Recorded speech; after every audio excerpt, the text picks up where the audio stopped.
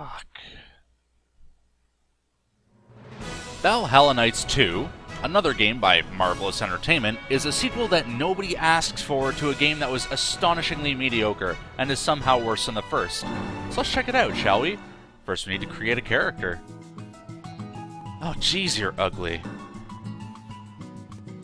Oh god. Oh, babyface. Now that we have a character, we need a name.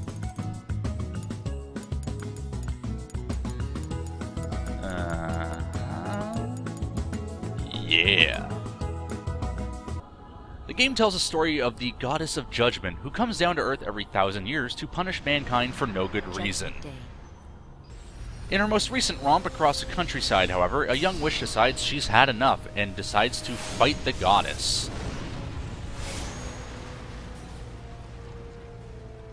In the fight, she manages to cut off one of the goddess's wings.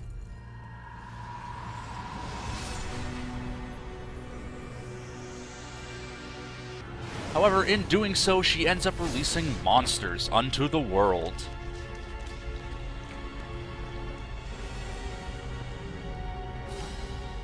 Wait, I'm sorry, not monsters. Hostiae. We're then thrust 1,000 years ahead into the role of the protagonist, who runs at a 45-degree angle, and who we can totally relate to, what with the game relying on the tell-don't-show method of storytelling. Don't you tell me what my dreams are! The game is as basic as RPGs get these days. All of your quests are done through a guild where you accept jobs. You can recruit more nameless, faceless party members who you'll relate to even less than the main character, because the story has nothing to do with them whatsoever. And the combat boils down to press the X button a whole damn lot.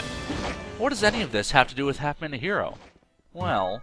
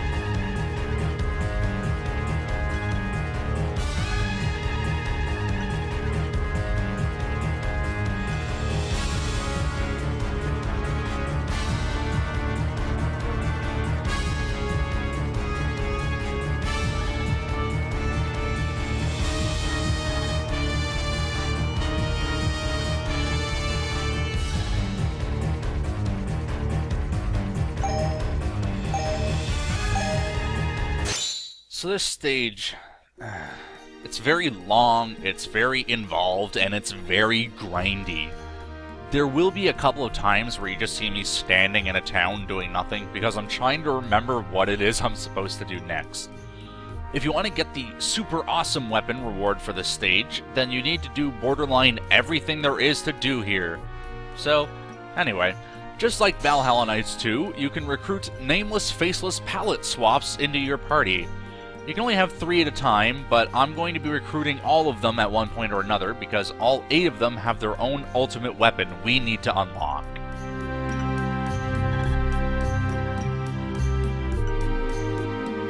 We don't have enough money to recruit anyone just yet, so let's just head on over to the next town so we can do some quests to earn money.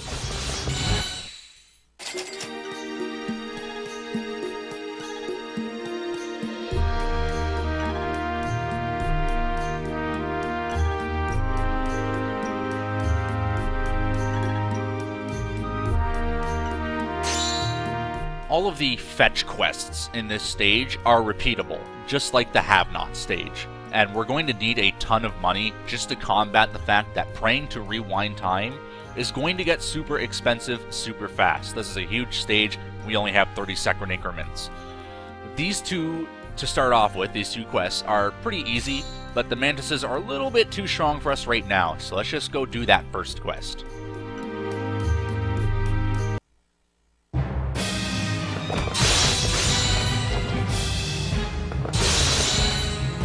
Those blue and red spots on the ground there are warp points. The blue ones are places you can set the warp point, but you can only have one warp point set at a time. It's set to the beginning of the stage by default, and you can change it by stepping into the new blue ones. The red ones are the warp points themselves. By stepping into a red one, you're instantly teleported to wherever your warp point is set. This stage is pretty big, if you hadn't noticed, so this does come in handy. However, there's really only one warp point you need near the center of the stage, so you won't really see me using warps until then.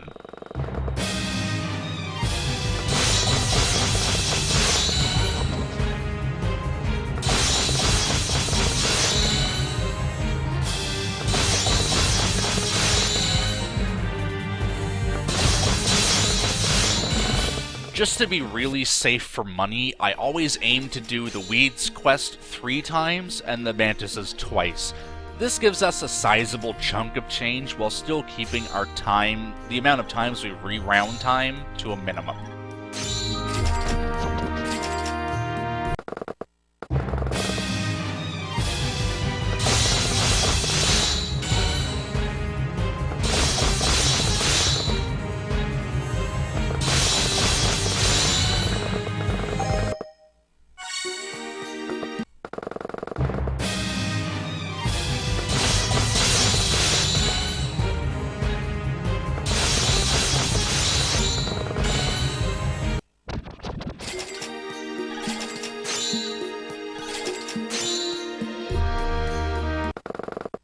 Now that those are out of the way, let's go recruit some party members.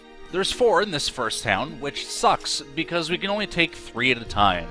This means we're going to have to come all the way back here at some point just to recruit the last one.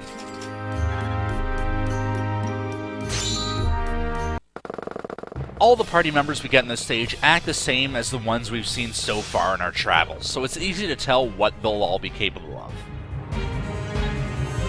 I always choose to set this warp point here just in case I need it, but I never do.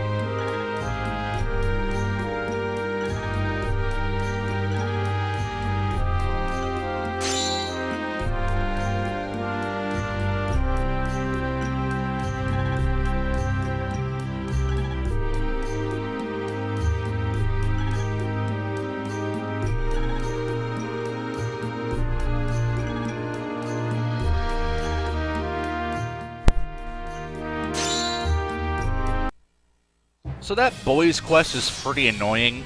Only one type of monster drops the screws that we need, and it's completely random when they show up. I got lucky this run and I found them all pretty quickly, but don't always expect it to work in your favor. Which, again, sucks, because this is a quest you absolutely have to do. Otherwise you can't recruit the boy.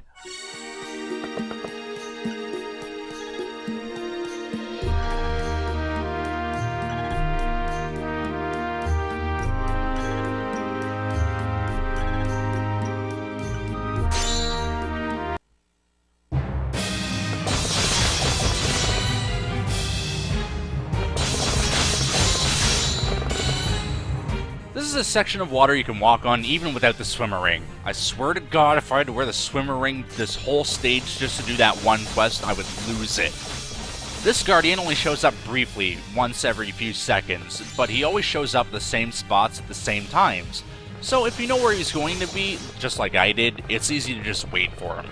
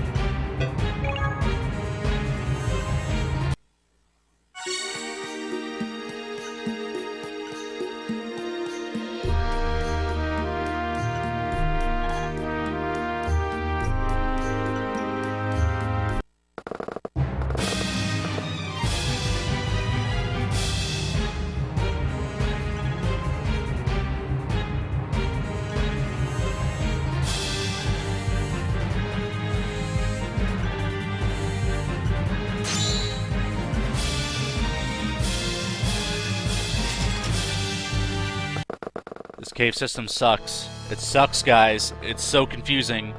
Thankfully, I have this place borderline memorized, so I'm only going to be going down the routes I absolutely have to, because even if you know where you're going, it's still a giant time sink.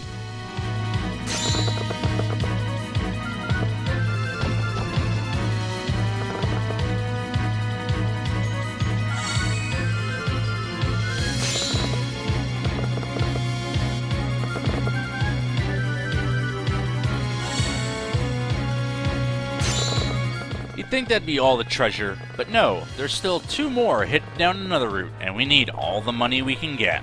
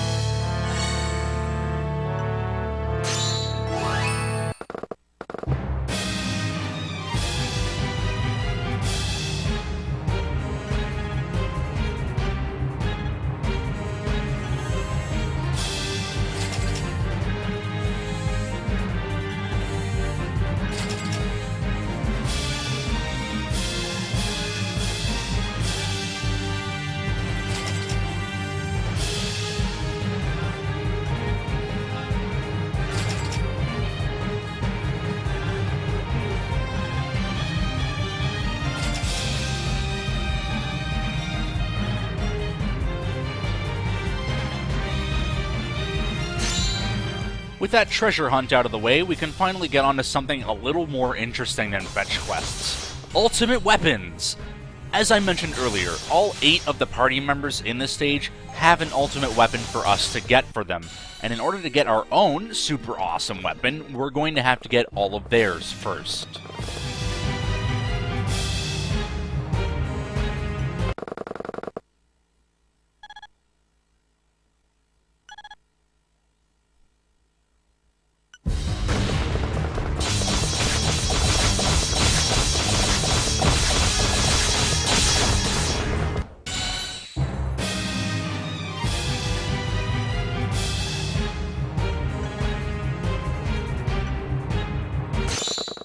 All but one of the ultimate weapons in this stage are earned in a pretty powerful fight that you can only do if you have the right party member with you. Hope you have this stage memorized.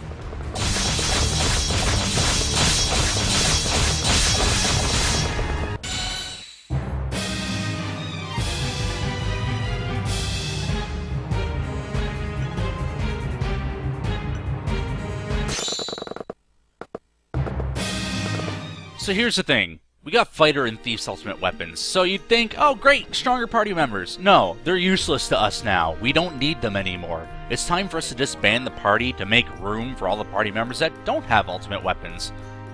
We still need to recruit Machine, who's in this town, but then we still need to make a trip all the way back down to the first town just to go get Clergy again, but also there's still the mage we never recruited in the first place.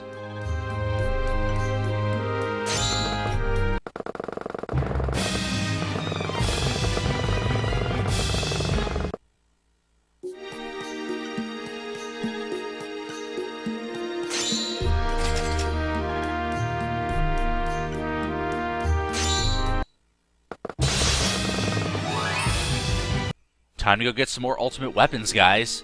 All 3 of these party members' weapons are in roughly the same place, so we might as well go get them all at once. This place they're in, right here, is tough, in the sense that it's a really big and windy place, which really puts a strain on how much health you lose through running. You really need to run everywhere in this stage. The enemy is given absolute pittance for gold, and you just can't waste your time.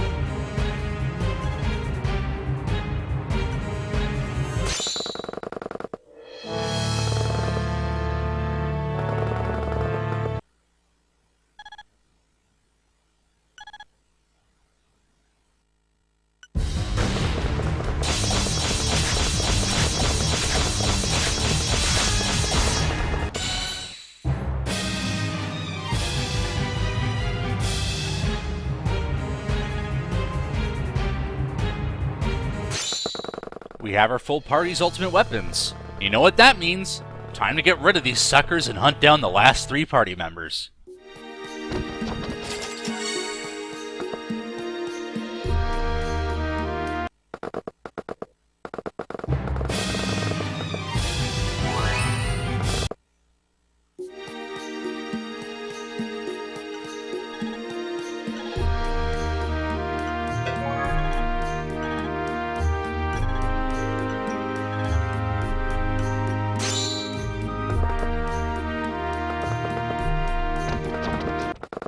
So this next village we're going to, although obvious if you're used to what this game likes to do, is still a little bit hidden. There's this clearing up here in the North Forest you need to step in to get there.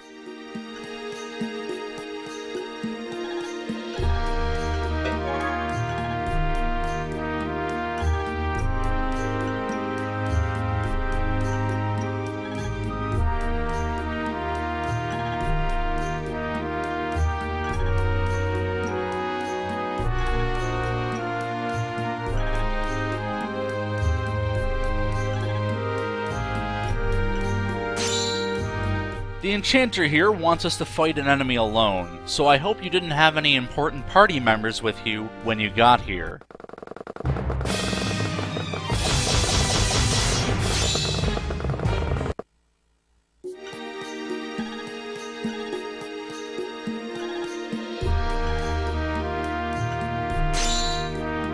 Well, we've got the Enchanter and now Ninja in check. And now that we have the Ninja, we can just buy his ultimate weapon. It's really the easiest one for us to get, but at the same time, it costs a lot of money. Money we need, because we need to rewind time.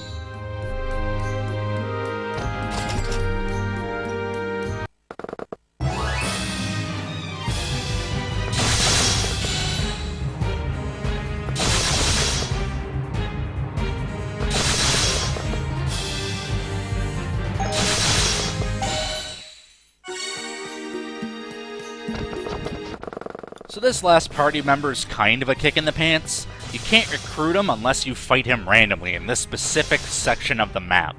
Unless you're really paying attention to the hints you're given in this stage, you could just completely miss him.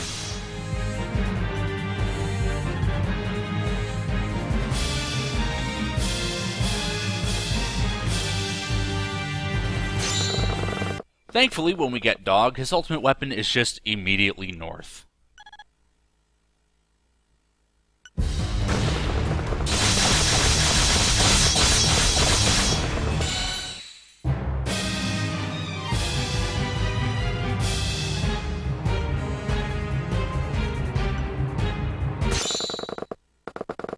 Finally, Enchanter's weapon is back in that cave where we did all that treasure hunting in. We're in the final leg of the stage, guys, but I'm getting a bit worried that I'm going to be underleveled for a big fight coming up.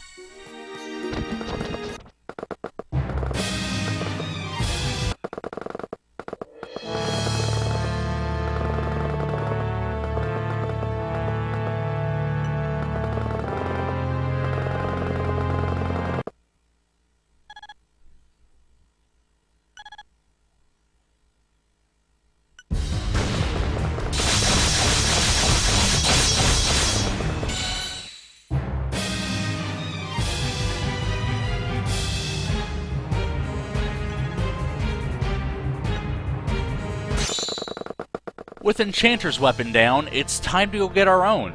Back to the sunken city we go.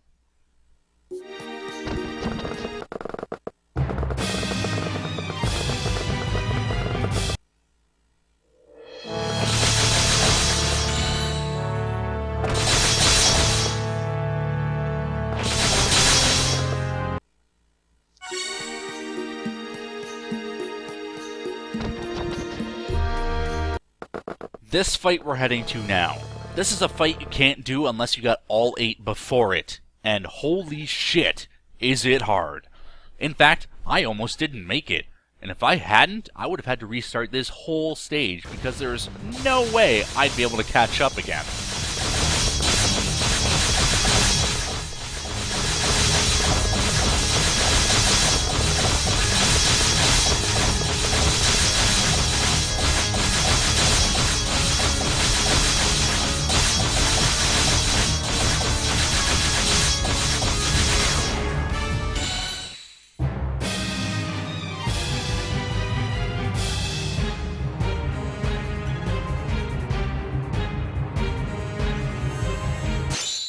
Finally, we've done it. We got arguably the best weapon in the game. It doesn't have the highest attack stat, it's pretty high, not the highest, but it does increase your critical hit chance by a whole 70%, highest rating in the game. If you haven't been able to tell, crits do double damage against enemies, so in the end, Balmung has one of the highest damage outputs out of any weapon.